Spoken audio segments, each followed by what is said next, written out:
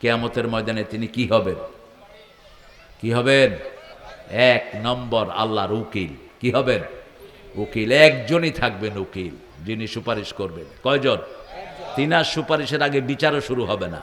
বিচারও শুরু হবে না। ঘামের ভিতরে মানুষ ডুবতে থাকবে। রাসূল সাল্লাল্লাহু আলাইহি ওয়াসাল্লাম বলছেন, যার পাপ যতটুকু তার শরীরের ঘাম হবে ততটুকু। কারো ঘাম নাক দিয়ে ঢুকবে আর বের হবে।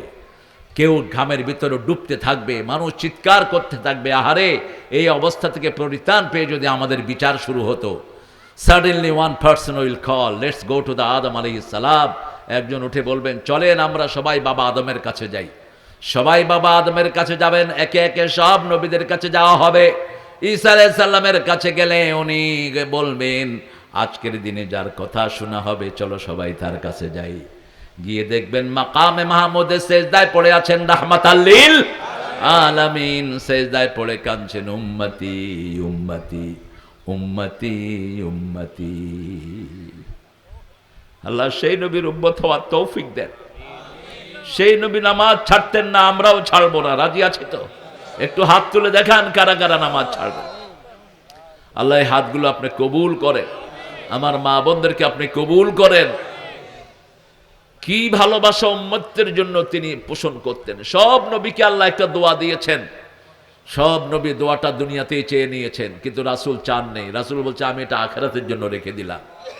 সেই দোয়াটা কি? আখিরাতে আমার কোন উম্মতকে আমার সামনে দেখানো ছাড়া জাহান্নামে দিতে পারবেন না।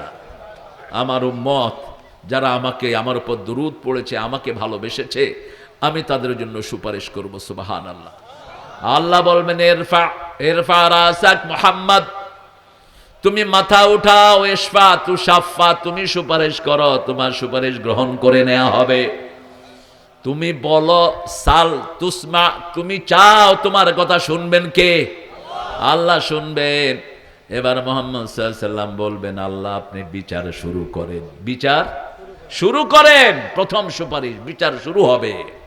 সেই বিচারে যেন আমরা বিনা হিসাবে যেতে পারি, আল্লাহ তৌফিক দান করেন।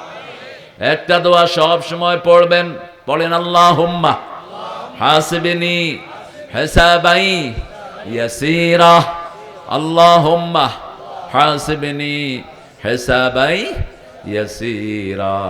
জাতীয় কবিকে সেলিউট দেই আর ঠাকুরার মুখে থুতু মারি।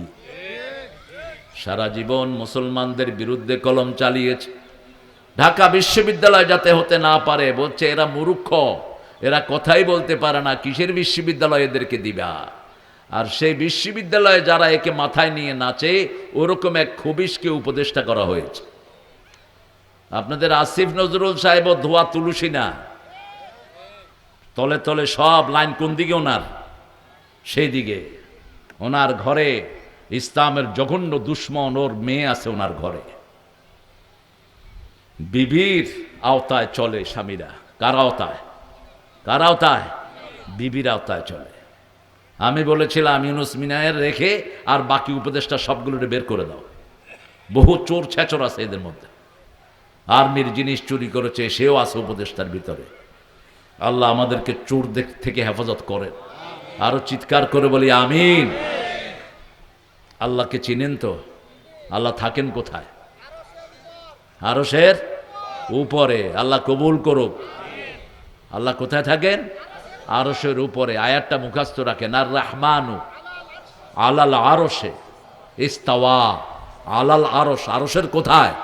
উপরে। ওয়াসিয়া কুরসিয়ুস সামাওয়াতি ওয়াল আরদ, তার যেখানে পা রাখেন সেটার নাম কুরসি।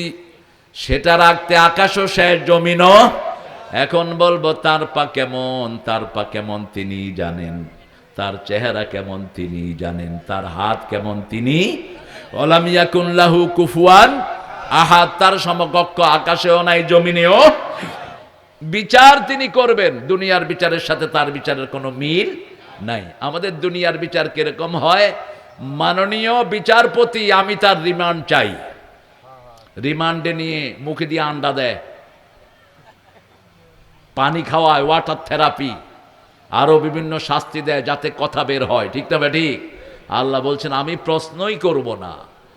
ফায়াউমাইযিন লা ইউসআলু আন যামবিহি ইনসু ওয়ালা জান فبأي آلاء ربكما تكذبان।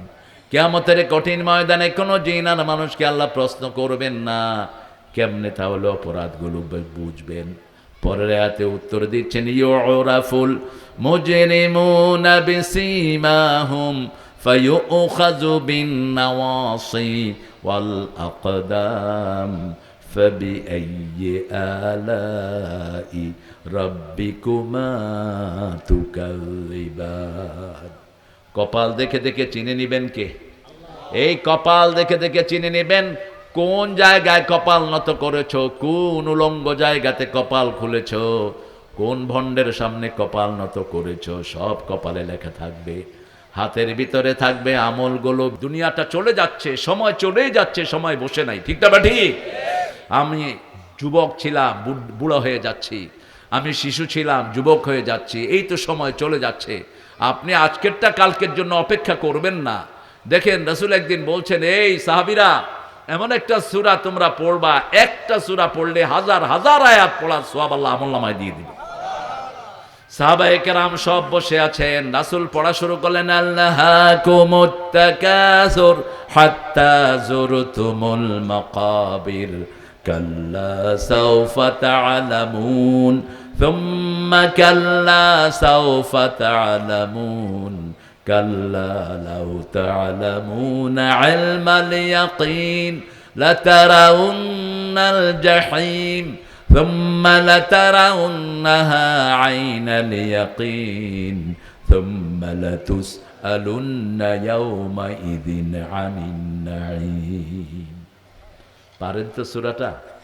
আপনারা পড়বেন, আল্লাহ পড়ার তৌফিক দান করুন। দেখি সূরা ইখলাস কে কে পারেন না, একটু হাত তোলে। পারো না তো হাত উঠেছো কেন? ওইটা যেন কি দেখতে আছে মোবাইলে, এটা ভালো করে দেখা দাও।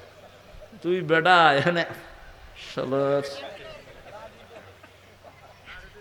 লাডি না, রাসূল তো লাডি নিয়ে উঠতেন। এখন আমার AK-47 নিয়ে ওঠা দরকার, পিস্তল নিয়ে ওঠা দরকার, ঠাস করে গুলি করে দিলে হয়। এখানে আমরা ওয়াজ শুনতেছি, ও মোবাইল দেখতেছে বসে বসে, মাথায় টুপি দেখেন কি সুন্দর, দেখলেই মনে হয় কোনো মাদ্রাসার প্রিন্সিপাল। ভাইরা, আমরা আমল করব, রাজি আছি? রাজি আছি? আপনার জান্নাত আপনার কাছে, আপনার জান্নাত কারো কাছে না। ইমাম ইবনে তাইমিয়াকে যখন উটের পিঠনে, উটের পায়ের সাথে পা লাগিয়ে টানছে বাগদাদের রাস্তায়, উট পেশাব পায়খানা করছে, ওনার মুখে পড়ছে, উনি বলছেন, ইন্না জান্নাতি মাই মা বি বিআদাই, আমার শত্রুরা আমার কি করবে, আমার জান্নাত আমার সাথেই আছে। ওরা যখন মারছে তখন তিনি হাসছেন আর পড়ছেন সুবহানাল্লাহ, আলহামদুলিল্লাহ, আল্লাহু আকবার, লা ইলাহা ইল্লাল্লাহ, লা ইলাহা ইল্লাল্লাহু মুহাম্মাদুর রাসূলুল্লাহ। এটা কোরআনের অংশ, এটা পড়লে ঈমান বাড়িয়ে দিবেন কে?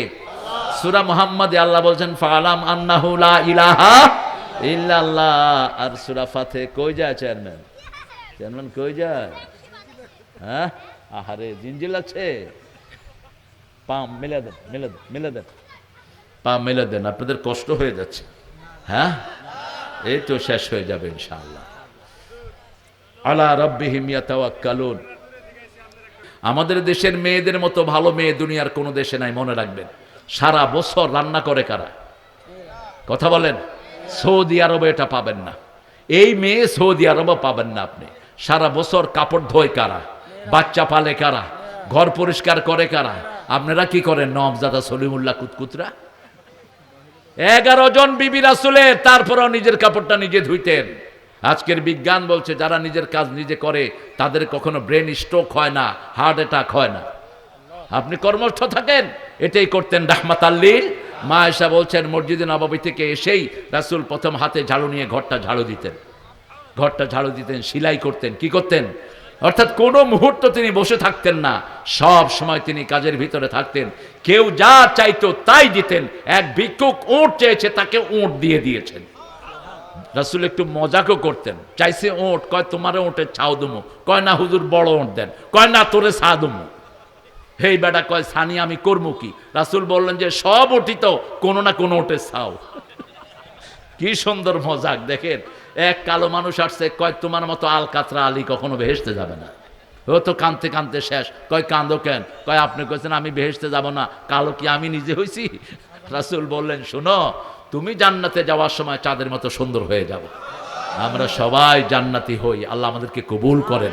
বলেন সুবহানাকা আল্লাহুম্মা ওয়া বিহামদিক আশহাদু আন লা ইলাহা ইল্লা আনতা আস্তাগফিরুকা ওয়া আতুবু ইলাইক। সূরা আনফালের দুটি আয়াতকে আমরা সাথী করি। আমরা ছোট্ট একটা মুনাজাত দিয়ে আজানের একজন উত্তর দেন, আল্লাহুম্মা আমিন। লা ইলাহা ইল্লা